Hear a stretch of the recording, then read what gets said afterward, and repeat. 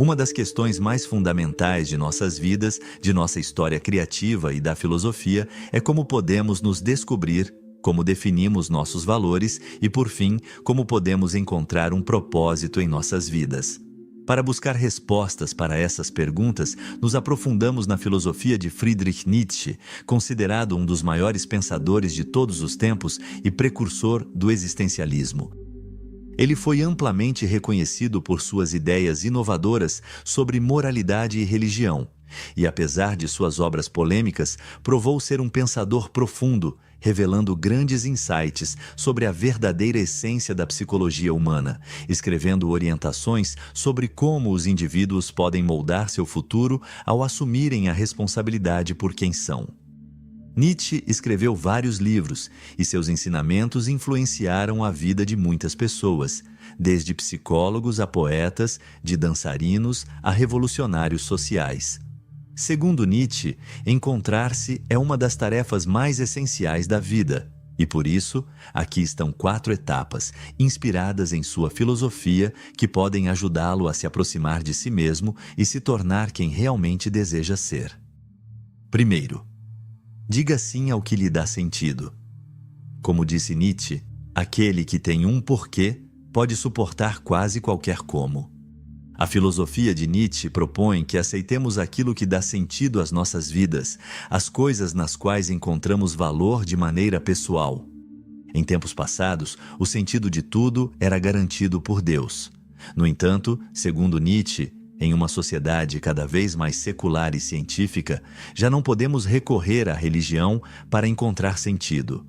Ele via isso com preocupação, pois sem auxílio, a pessoa comum poderia ser levada ao niilismo, uma apatia generalizada e falta de disposição para encontrar significado na vida.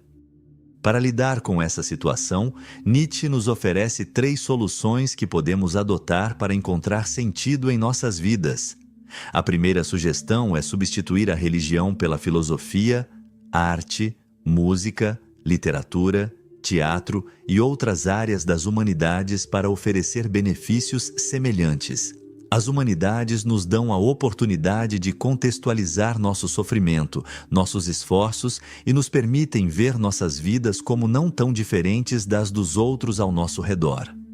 Elas também nos proporcionam ideias sobre como lidar com problemas que todos enfrentamos. Contudo, é essencial vê-las como ferramentas para viver, e não apenas como um estudo acadêmico. Ler a história não apenas pelos fatos, mas pelo que esses fatos nos ensinam, usar isso para se edificar.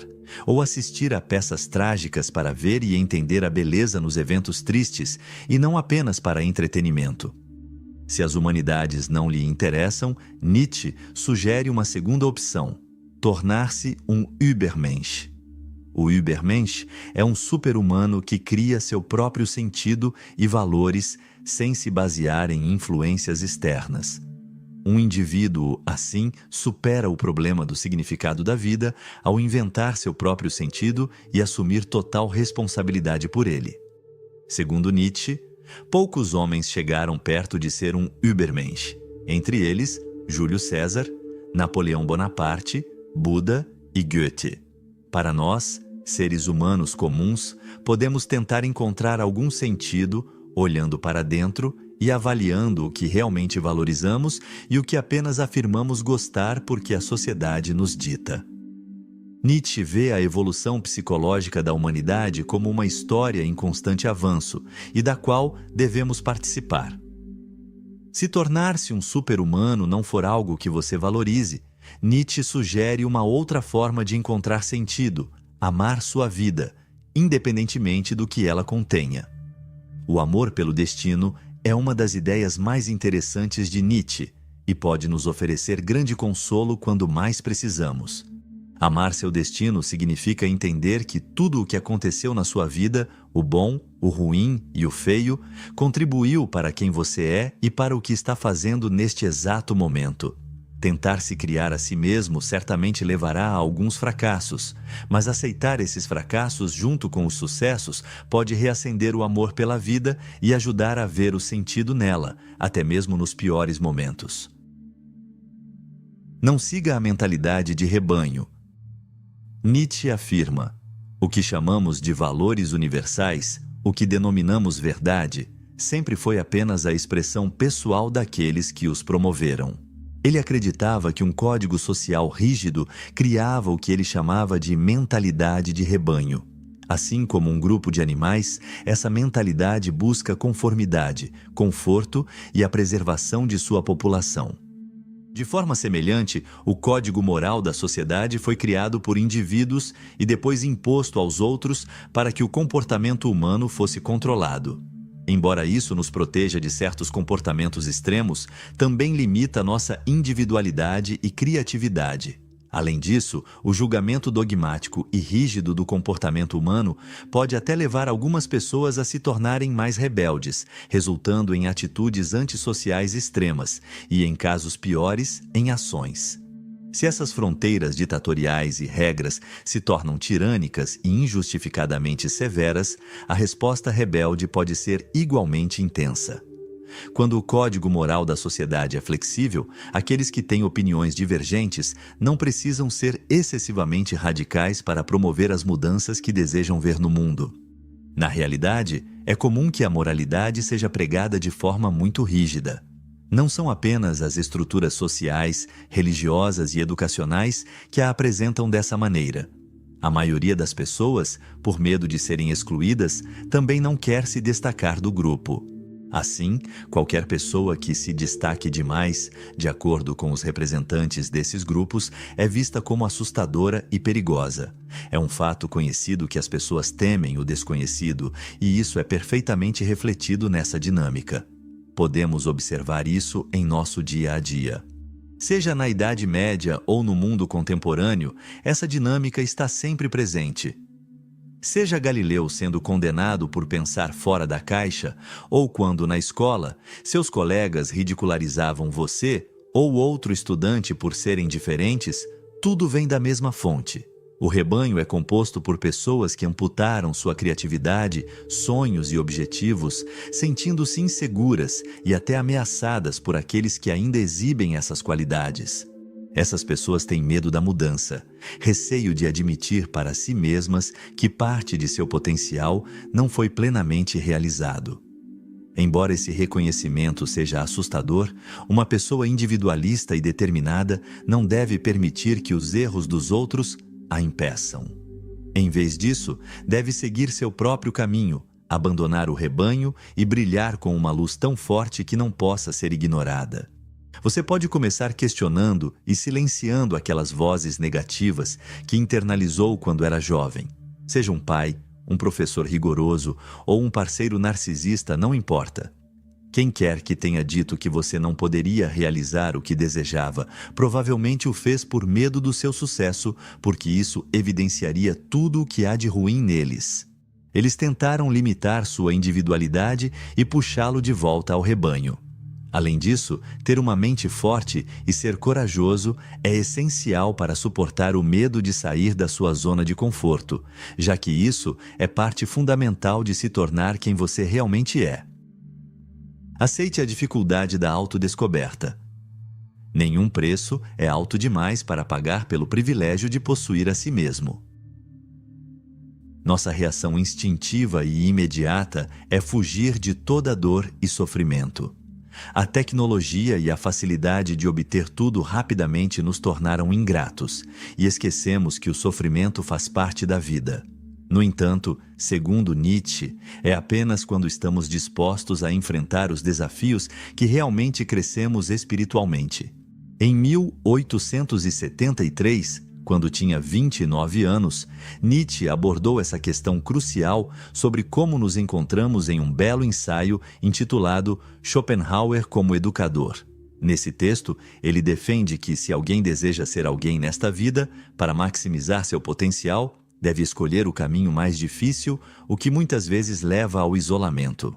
Ser solitário não é algo simples, mas este é um dos preços que se paga pelo privilégio de ser dono de si mesmo. Para não ser dominado pelo coletivo, é necessário distanciar-se dos outros, buscar sua própria liberdade, o que pode trazer sérias dificuldades. Recusar o caminho fácil e decidir embarcar na busca pela liberdade de ser você mesmo, por mais assustador que isso possa parecer, é fundamental. Ser livre também significa libertar-se de todas as necessidades fisiológicas e psicológicas. Em outras palavras, não deixá-las controlar você, mas sim conduzi-las. Por exemplo, quando você sentir um impulso emocional para fazer algo, como reclamar de forma intensa para alguém, tente primeiro se tornar consciente desse impulso e então decidir se deve ou não agir de acordo com ele. A filosofia de Nietzsche, nesse ponto, se assemelha superficialmente à de muitos gurus motivacionais modernos e líderes de pensamento, mas essa semelhança é apenas superficial. Enquanto os gurus motivacionais focam no desenvolvimento pessoal principalmente para alcançar sucesso material e uma vida plena em termos de relacionamentos, Nietzsche aprofunda essa análise. Para ele, a luta é interna. A verdadeira batalha é encontrar a si mesmo, e essa busca é muito mais árdua, exigindo um tipo diferente de sacrifício. Por exemplo, se um guru motivacional ensina você a ser mais confiante para se tornar popular ou atrair investidores para o seu negócio, Nietzsche o orienta a primeiro examinar a raiz do seu desejo de confiança. E geralmente, você descobrirá que é apenas o desejo de impressionar os outros, como seus entes queridos ou amigos, ou de provar algo para a sociedade. Uma análise simples pode levá-lo a abandonar esse desejo e focar no que realmente importa em sua vida, em questões muito mais profundas, como a autodescoberta.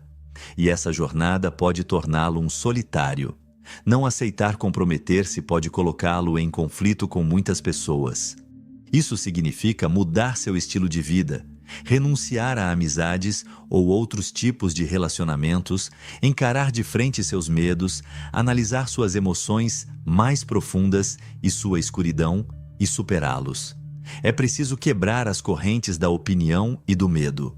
Nietzsche nos incentiva a enfrentar nossos próprios demônios, mas você não deve expulsá-los, pois, além deles, há um significado profundo que precisa ser compreendido. Você precisa sair e viver experiências no mundo, enfrentar diferentes tentações, mas sempre com plena consciência, e no final, emergir como um indivíduo com uma força de caráter distinta e uma natureza interior muito mais rica. Se você não sair e experimentar a vida de forma consciente, não poderá afirmar que viveu plenamente. Até onde você pode chegar depende do quanto está disposto a pagar por isso. Para alcançar o estado de posse de si mesmo e evitar passar pela vida sem propósito ou direção, é preciso aprender a encontrar seu gênio interior. Para se conectar com esse gênio, você deve trilhar um caminho que ninguém jamais percorreu, pois você é único e ninguém pode fazer isso por você. Descobrir-se é encontrar sua singularidade, esse conjunto único de valores e coisas que você realmente ama e que o representam. Encontre seus verdadeiros valores. Nietzsche nos desafia com uma reflexão poderosa. E se um dia ou uma noite um demônio se esgueirasse até você, na sua mais profunda solidão, e dissesse: esta vida que você agora vive e já viveu, você terá que vivê-la mais uma vez e inúmeras vezes mais. Você não se jogaria no chão rangendo os dentes, amaldiçoando o demônio que falou assim? Nietzsche acreditava que precisamos criar nossos próprios valores para levantar o que ele chamou de o maior peso. O maior peso é uma situação metafórica que representa a sensação de estar esmagado pelos erros repetidos, resultado dos valores não avaliados que você adotou do seu grupo. O objetivo desse conceito é fazer com que você se pergunte: o que estou fazendo tem realmente sentido ou estou apenas seguindo o que meu grupo acha certo? Se você acredita que as ações que está tomando valem a pena ser repetidas eternamente, isso significa que você se individualizou totalmente e terá força e coragem para levantar o maior peso. Se, por outro lado, você sente que sua vida não merece ser repetida inúmeras vezes, é provável que ainda não tenha formado seus próprios valores e que ainda seja prisioneiro das expectativas da sociedade. E pior ainda, de si mesmo. Se você se vê repetindo os mesmos erros de sempre e se sente sufocado por isso, provavelmente ainda não reavaliou a moralidade que lhe foi imposta pelo seu grupo. Isso significa que você ainda não se tornou um indivíduo plenamente desenvolvido. Somente quando você reavaliar seu cenário moral, o maior peso poderá ser aliviado. Quantas vezes você já ignorou alguém que o manipulava emocionalmente apenas para evitar confronto? Ou quantas vezes já ouviu um amigo ou até você mesmo dizer: "Estou com a pessoa errada de novo e com os mesmos problemas"? Se você fosse fiel a si mesmo, com seus próprios valores, não se encontraria em relacionamentos tóxicos apenas porque é o que deve ser feito. Você saberia que, na verdade, está apenas tentando ser uma boa pessoa segundo os padrões da sociedade, e isso não vale a pena. Nietzsche sugere que, em cada pequena coisa, pergunte a si mesmo: você desejaria isso mais uma vez e inúmeras vezes mais? Se a resposta for não, então é hora de mudar a si mesmo e reavaliar seus valores. Somente assim, o peso pode ser levantado. O verdadeiro bem está além das definições padrão de bem e mal. A maioria de nós vive nossas vidas em uma prisão autoimposta. Nossas celas são pré-definidas por crenças sociais que aprisionam a selvageria e o individualismo do espírito humano. Muitos de nós se submetem ao conforto dessa jaula. Nietzsche reconheceu que podemos escapar desse enclausuramento de crenças forçadas e despertar para o que realmente valorizamos. Para se libertar e criar seus próprios valores e sentido na vida, você precisa passar por essa transformação, por essa fase de rebeldia. É necessário ter coragem para quebrar as correntes da tradição, da religião e da sociedade, e talvez até se distanciar de algumas pessoas em sua vida. Essa libertação não precisa ser uma reação violenta e repentina. Ela pode e deve ser inteligente, calma, mas definitiva. Você pode começar fazendo uma lista de tudo e de todos que limitam sua liberdade de ser você mesmo. Pode ser uma regra não escrita no seu ambiente de trabalho, seu cônjuge que tenta controlar seu comportamento, ou amigos e pais que criticam suas atitudes. Após identificar esses fatores, reflita sobre possíveis formas de transformar a situação. Talvez você possa ter uma conversa franca com seu cônjuge sobre o problema, estabelecer limites claros sobre comportamentos que lhe incomodam, buscar apoio de colegas de confiança para enfrentar desafios no trabalho, ou até mesmo explorar novos ambientes sociais que estejam mais alinhados com seus valores e aspirações. Se o problema for mais profundo, considere procurar mentores ou até a ajuda de um profissional que possa oferecer novas perspectivas. Quando você sentir o maior peso sobre seus ombros, não precisa esconder suas aspirações. Ao invés disso, liberte-se da prisão baseada no grupo e corra atrás dos sonhos que dão sentido à sua vida.